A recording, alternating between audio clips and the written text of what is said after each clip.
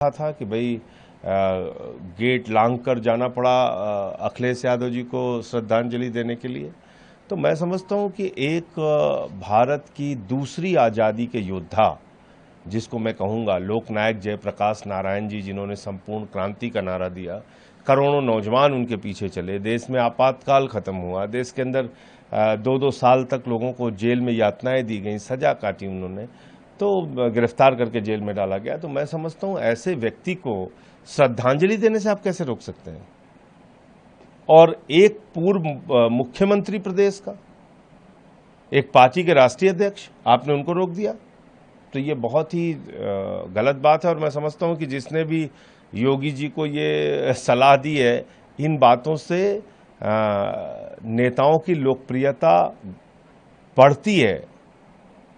इस तरह की घटनाओं को अगर आप अंजाम देंगे तो अखिलेश यादव की राजनीति में आप इजाफा कर रहे हैं।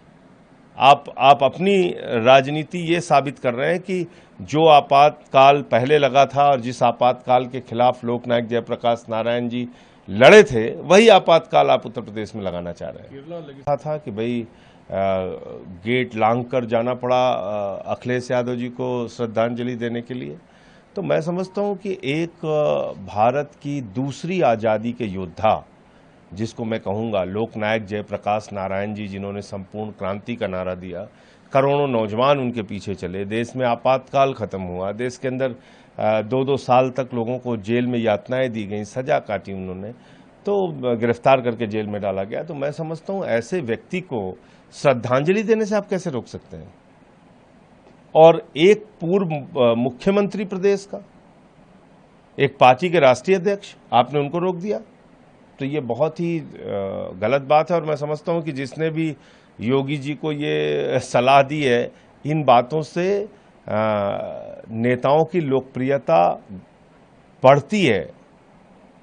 इस तरह की घटनाओं को अगर आप अंजाम देंगे तो अखिलेश यादव की राजनीति में आप इजाफा कर रहे हैं।